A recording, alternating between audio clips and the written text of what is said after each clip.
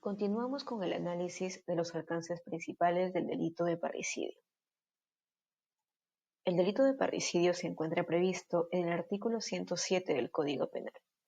A diferencia de los otros delitos que hemos venido estudiando hasta ahora, el artículo de parricidio nos ofrece una estructura novedosa, ya que en el primer párrafo tendremos el comportamiento típico de parricidio y en el segundo y tercer párrafos tenemos a las agravantes o comportamientos agravados del delito de parricidio y serán agravados respecto de la conducta descrita en el primer párrafo.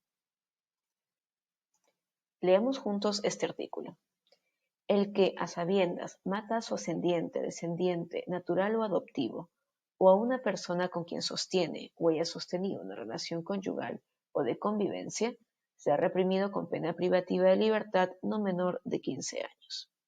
Segundo párrafo.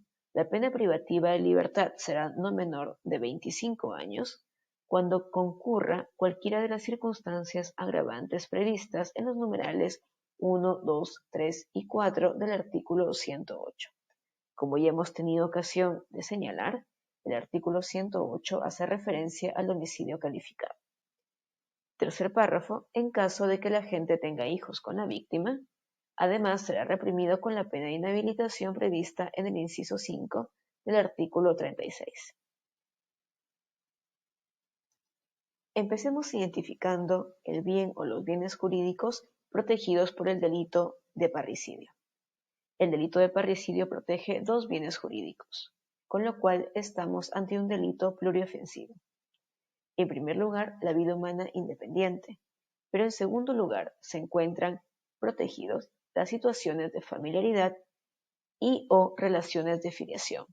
Esto porque la doctrina a veces denomina situaciones de familiaridad o por otro lado también los denomina relaciones de filiación.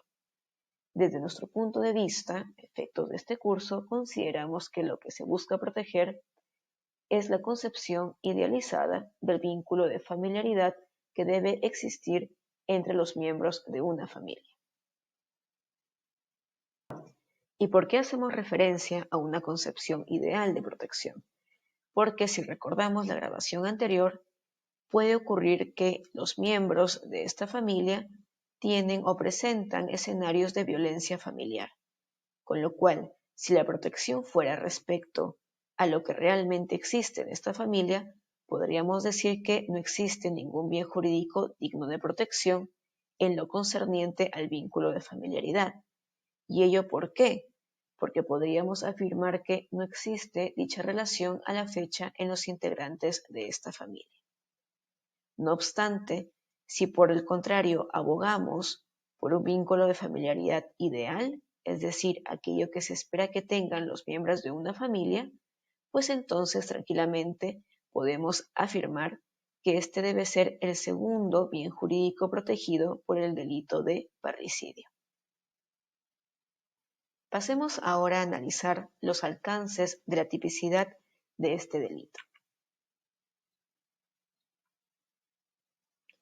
El artículo 107, en su primer párrafo, afirma lo siguiente.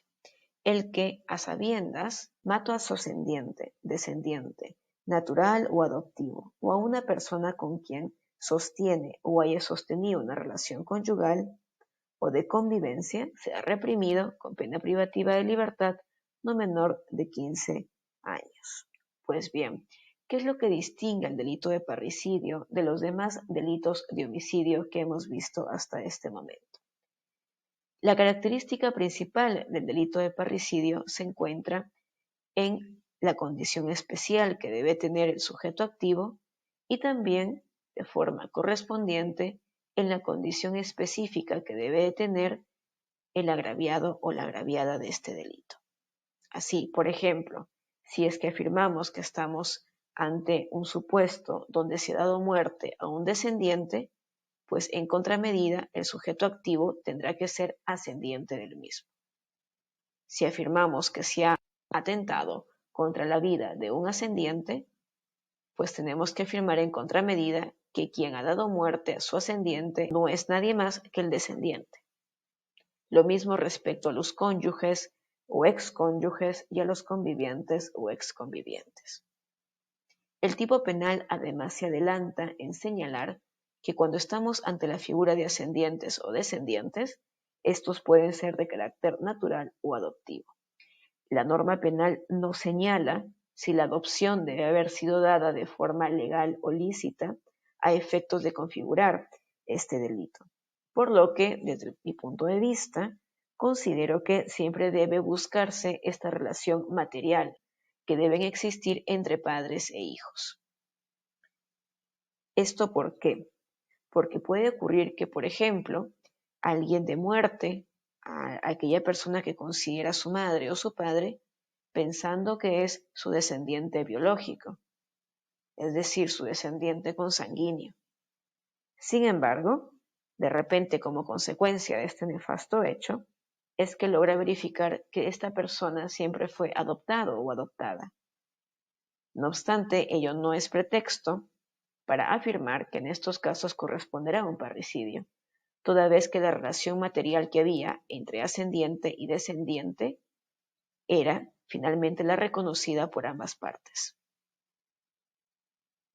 La lectura conjunta del artículo 107 en su primer párrafo con el tercer párrafo nos arroja que, cuando se verifique que en algunos de estos casos entre sujeto activo y sujeto pasivo existen hijos o hijas en común, deberá adicionalmente a la pena prevista, deberá adicionarse la pena de inhabilitación que está referida a la eliminación o restricción de la patria potestad, tutela y curatela. Es importante destacar en este punto que la modificación incluida en el artículo 107 por la cual se incorpora el tercer párrafo en esta normativa es reciente, ya que data del año 2015, y lo que se buscó es que los deudos de aquel cónyuge o de aquel ascendiente o aquel descendiente muerto en circunstancias tan nefastas como es el tema del parricidio, tenga que posteriormente acudir a un nuevo proceso judicial en la vía extrapenal a efectos de solicitar el término, la suspensión de la patria potestad, tutela o curatela. De esta forma, el propio juez penal puede pronunciarse respecto a estos derechos. Por otro lado, y respecto a este primer párrafo del delito de parricidio, corresponde analizar una cuestión adicional. Cuando se hace referencia en los dos primeros supuestos respecto a la figura del ascendiente y del descendiente, no se llega a delimitar, esto es, el tipo penal no llega a delimitar con suficiente claridad si es que estamos ante ascendientes o descendientes en línea recta o en línea colateral. Por ejemplo, si es que únicamente utilizamos una interpretación restrictiva, podríamos afirmar que estamos en línea recta, sea ascendiente o descendiente. Entonces, de esta forma, por ejemplo, supuestos donde un sobrino haya dado muerte a un tío, quedarían fuera del tipo penal de parricidio si es que se sigue la interpretación restringida. Esto es únicamente señalar que estamos ante una protección que va en línea recta. Contrariamente, si es que afirmamos que esta ascendencia o descendencia incluye a los parientes colaterales, pues podremos señalar que en un caso donde un sobrino dé muerte a un tío, pues también podrá configurarse un delito de parricidio, toda vez que el tío es un ascendiente del sobrino por vía colateral.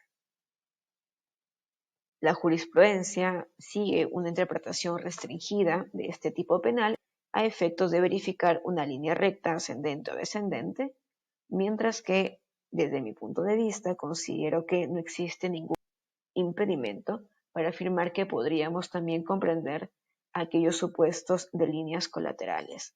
Claro está que habría que fijar algún tope a efectos de que esto no se desborde y no podamos llegar quizá a un pariente que quizás ya nos queda demasiado lejos.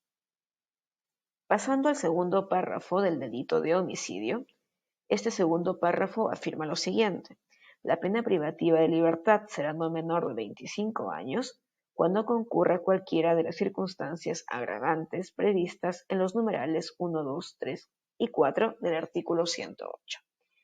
Este segundo párrafo no solamente destaca por la presencia de la condición especial del sujeto activo y por la condición específica del sujeto pasivo que se arma en contramedida a la del sujeto activo, sino que también y de forma adicional se concentra en añadir los aspectos relacionados con las modalidades agravadas que se producen al momento de cometer un delito de homicidio.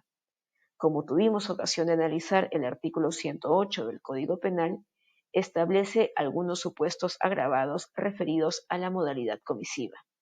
Lo tienen en pantalla y también ya ha sido materia de estudio en grabaciones anteriores. Con lo cual, si en un supuesto yo verifico que, por ejemplo, un ascendiente ha dado muerte a un descendiente en un contexto de alevosía, pues deberá verificarse la comisión del delito de parricidio en su segundo párrafo. La pena privativa de libertad para este caso es más agravada que aquella prevista para el homicidio simple, porque va de 25 a 35 años. Asimismo, una lectura conjunta del segundo párrafo de este artículo junto con el tercer párrafo señalan la posibilidad de añadir una pena de inhabilitación cuando el sujeto activo y el sujeto pasivo tengan hijos en común. Ya nos hemos referido a los alcances de esta inhabilitación. Aquí entonces hemos estudiado los aspectos principales del delito de parricidio.